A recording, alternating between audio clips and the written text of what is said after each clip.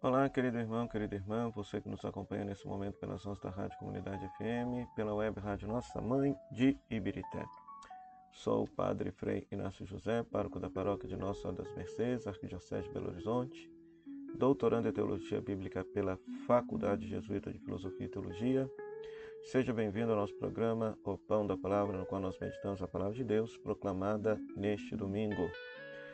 Se você está passando aqui pela primeira vez, então se inscreva nesse canal, deixe o seu comentário, deixe a sua curtida, o seu like e compartilhe com todos aqueles que gostam de meditar na Palavra de Deus, a fim de que esse conteúdo possa chegar a mais gente.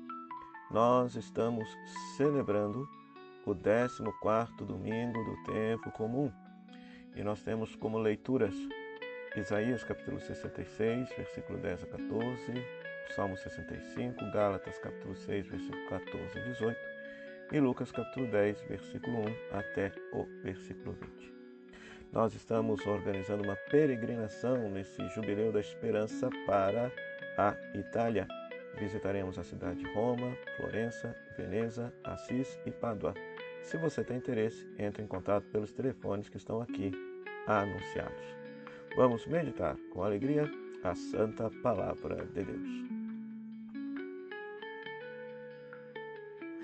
Pois muito bem, na primeira leitura tirada do livro do profeta Isaías, 66, então segundo a exegese, se trata do terceiro profeta Isaías. É um profeta anônimo que está consolando, exortando o povo de Israel no pós-exílio da Babilônia, na época da reconstrução da cidade, quando voltaram do exílio da Babilônia.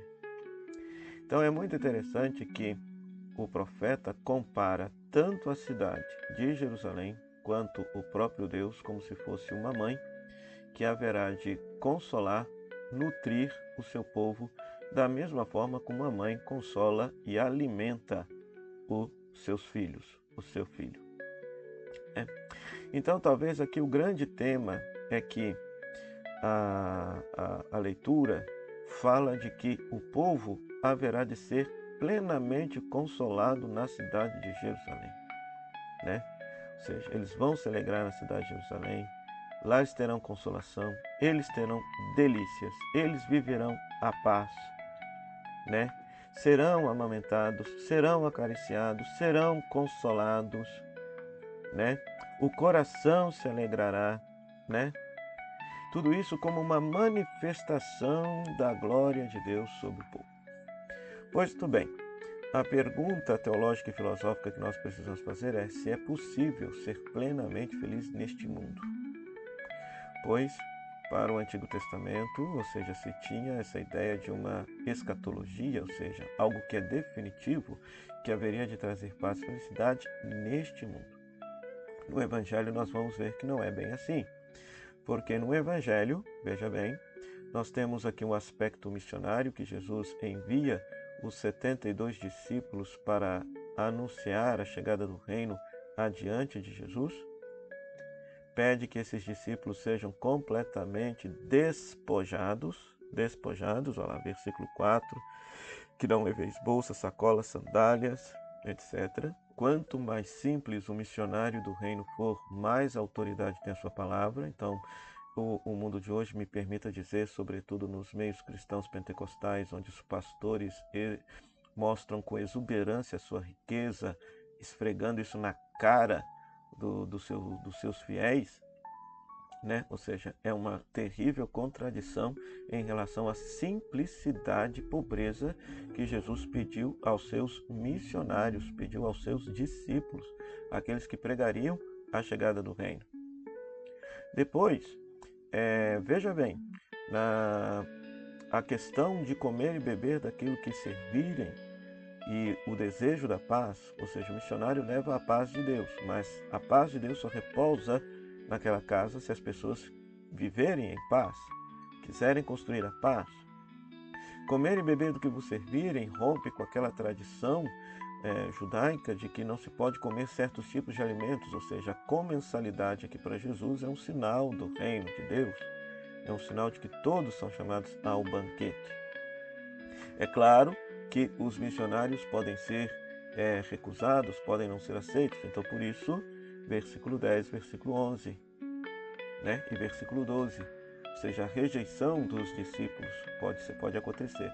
Então, o sucesso da pregação do reino se dá de duas maneiras. Para aqueles que são os escolhidos, eles aceitam a pregação, mas aqueles que não são do reino, eles rejeitam a pregação, né?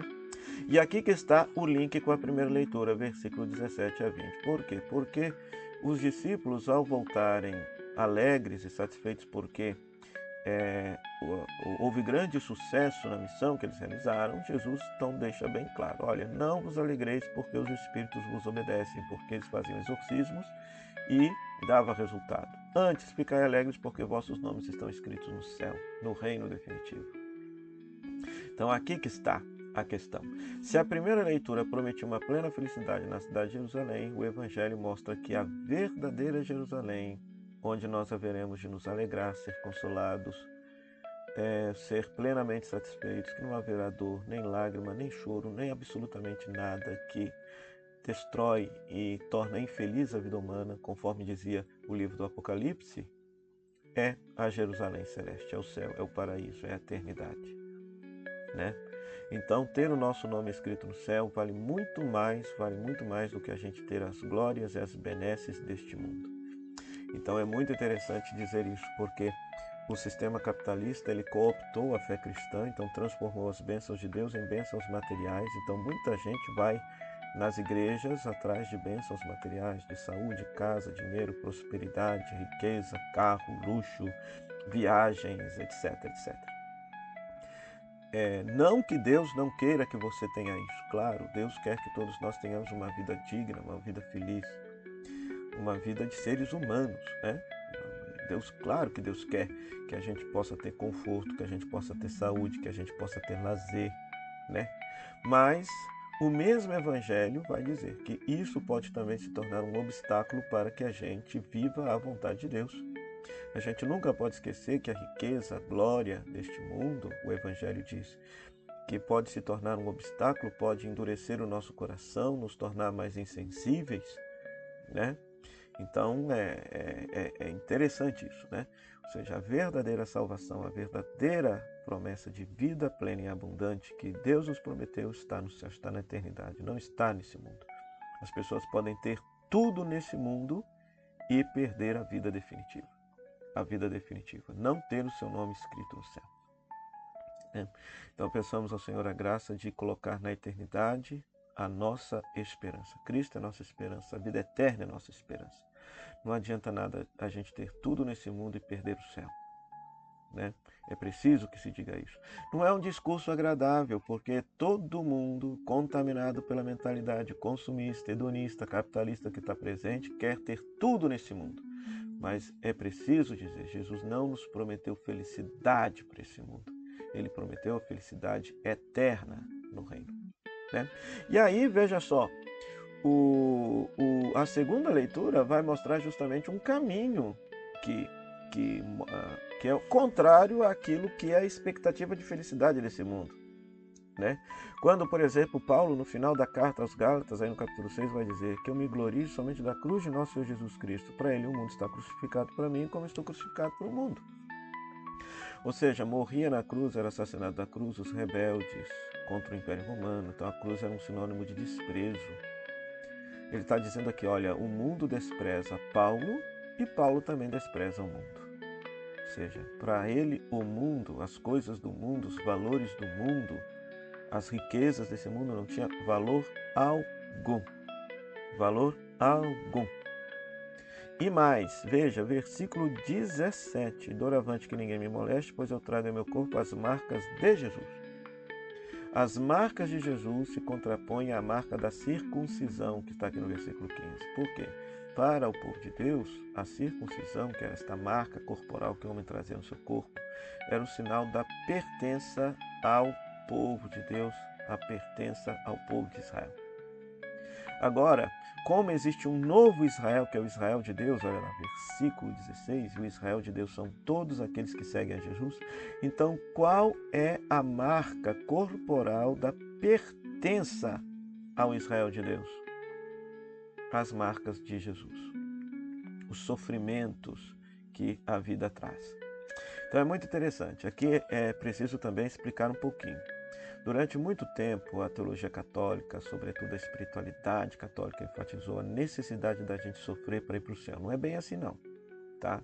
Porque se Deus é nosso Pai de amor e quer a nossa felicidade, quer que a gente viva como filhos e filhas e depois conviva com Ele no céu, então o sofrimento pelo sofrimento não é querido por Deus. A gente precisa recordar no Evangelho que Jesus disse que o sofrimento que é bem-aventurado é o sofrimento por causa da justiça ou o sofrimento por causa de Jesus. E aqui está aquilo que Paulo chama de marcas de Jesus, seu corpo. Paulo foi perseguido por causa de Jesus. Paulo foi injustiçado por causa de Jesus. Paulo foi não sei quantas vezes apedrejado e sobreviveu por causa de Jesus. Então, se Jesus salvou toda a humanidade pelo sofrimento, doando voluntariamente a própria vida, então o discípulo, na medida em que ele sofre e padece por causa de Jesus, ou na medida em que ele é capaz de oferecer os sofrimentos que ocorrem naturalmente na sua vida, associando-o ao sofrimento de Cristo por nós, então ele traz no seu corpo as marcas de Cristo. Ele pertence ao Israel de Deus. Percebe? Então é totalmente diferente, totalmente diferente. Né? Então, para Paulo é bem claro, você pertence ao Israel de Deus, você é capaz também de ser perseguido, de ser injustiçado por causa de Jesus, que por ti deu a vida, que por ti se entregou pela sua salvação. Então, que o Senhor possa nos abençoar e nos dar um santo 14º domingo comum, para que a gente possa viver e verdadeiramente ter a alegria de o nosso nome estar escrito no céu e procurar ter na nossa vida as marcas do corpo de Jesus e vivê-las com alegria. O Senhor esteja convosco, Ele está no meio de nós, que a bênção de Deus Todo-Poderoso, Pai, Filho e Espírito Santo, desça sobre você e permaneça para sempre. Amém. O meu muito obrigado à Rádio Comunidade FM de bom sucesso e à Web Rádio Nossa Mãe de Birité, nossas parceiras na evangelização, e a você, querido rádio ouvinte internauta, pela sua audiência. Até o próximo programa Pão da Palavra, se Deus quiser. Tchau, tchau. E se você tem interesse nessa peregrinação para a Itália nesse ano jubilar, então entre em contato por estes números que estão sendo anunciados e eu terei a grata satisfação de ser o diretor espiritual dessa peregrinação. Até o próximo programa Pão da Palavra, se Deus quiser. Tchau, tchau.